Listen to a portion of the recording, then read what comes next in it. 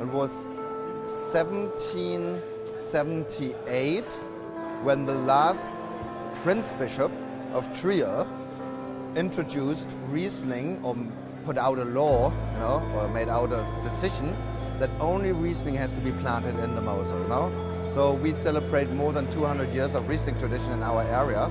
Riesling seems to work in the Mosel very, very well.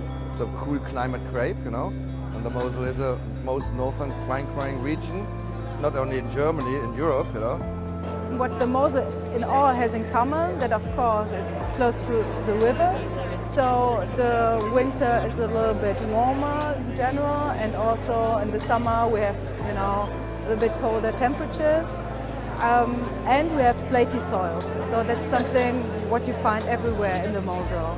Kremstal is a region which is benefit for Riesling about terroir and soils. And I think a really big influence is the microclimate.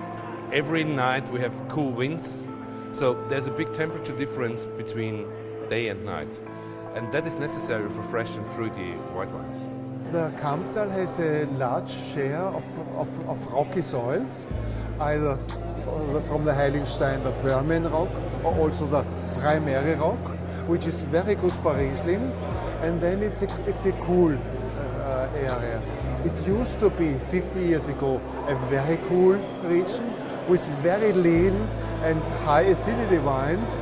Today, because of climatic warming, it's a moderately cool region. I think the typical is that the wines are very crispy and clean, and to feel the saltiness and the freshness of the soil that's coming from. Western Australia is quite a flat place, so what little elevation you can get really helps with some winds that come in off the Southern Ocean, and that cold body of water really blows those nice cool winds in on those warm days, chills everything down, and you just get this really cold freshness at the end of the day. And I think that, all that heat disappears, and then our nights get really quite cold. So that's a pretty key part of making good Rieslings, especially in a region like Franklyn River. We have all kind of different soils on a very, very small scale, so the soil changes constantly. They say, die Nahe ist das Probierstübchen Deutschlands. It's translated that the Nahe is the tasting room of Germany, because you can find everything there.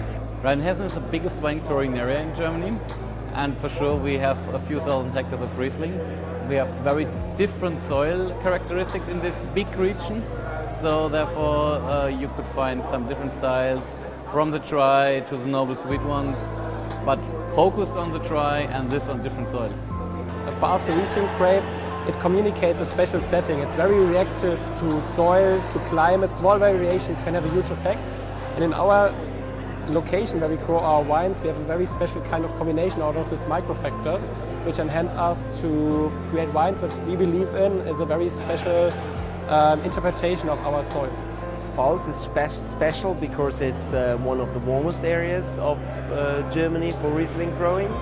It's north of Alsace and south of Rheinhessen at the River Rhine, so it's cool enough to have that elegance and acidity, and it's warm enough to have a good structure. We have a super long tradition. It's more than 1,000 years of winemaking in that region, and since 450 years roundabout, Riesling became a very important grape. We have a very steep section of slopes which are dominated by a very, very pure slate soil, and then we have flatter parts where there's a bit more quartz and loam. So we have very elegant and pure and lean styles of Rieslings, very deep wines, and we also have a little bit more opulent ones. So there's, even being one of the smaller regions in Germany, a super high diversity, and that just brings a very, unique touch to it.